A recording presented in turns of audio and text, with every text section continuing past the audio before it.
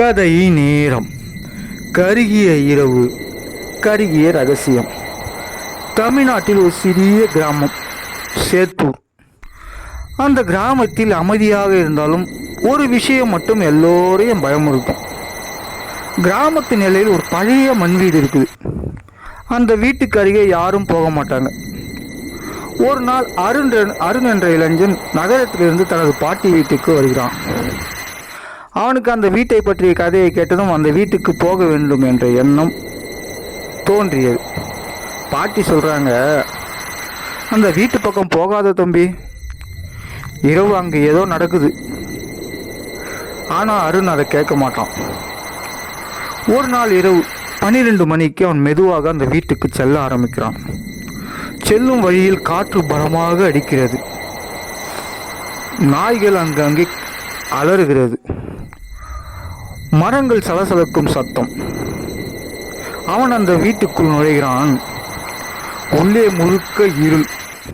அவன் கையில் வச்சிருந்த டார்ச்சை ஆன் செய்கிறான். அதில் அவன் பார்த்தது சுவரில் பழைய இரத்த கரைகள்,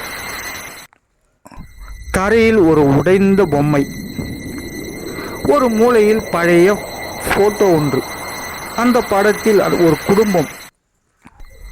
ஆனால் எல்லோருக்கும் கண்கள் மட்டும் கருப்பாக இருந்தது. அவன் பயந்து திரும்ப வெளியே வர பார்த்தான். கனவு தானாக மூடிக்கின்றது, தட்டென்று சத்தத்தோடு. அவன் இதயம் வேகமாக அடிக்க ஆரம்பித்தது.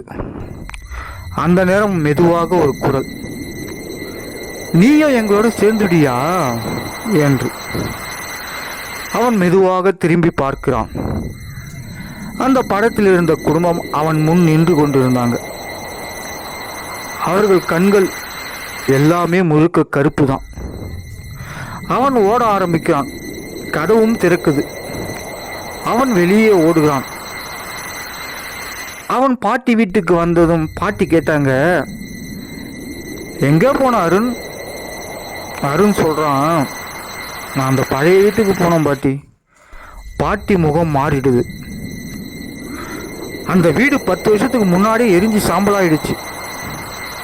இதை கேட்டதும் அருண் அதிர்ச்சியானான். அவன் கையில் இருந்தது அந்த வீட்டில் பார்த்த படம். அந்த படத்தை பாட்டி பார்த்தவுடன் கத்துறாங்க, அது நம்ம குடும்பம் தான்டா. அருண் மெதுவாக கண்ணாடியை பார்க்கிறான். அருண் கண்களும் முழுக்க கருப்பாக மாறிடுச்சு. இப்போ அந்த கிராமத்தில் பேசிக்கிறாங்க, ஒரு புதிய கதை. இரவு 12 மணிக்கு மேலே அந்த வீட்டுக்கு போனால் திரும்பி வர்றவங்க அவங்க இல்லை. இந்த கதை பிடிச்சிருந்தா லைக் பண்ணுங்கள், ஷேர் பண்ணுங்கள், சப்ஸ்கிரைப் பண்ணுங்கள். நன்றி, வணக்கம்.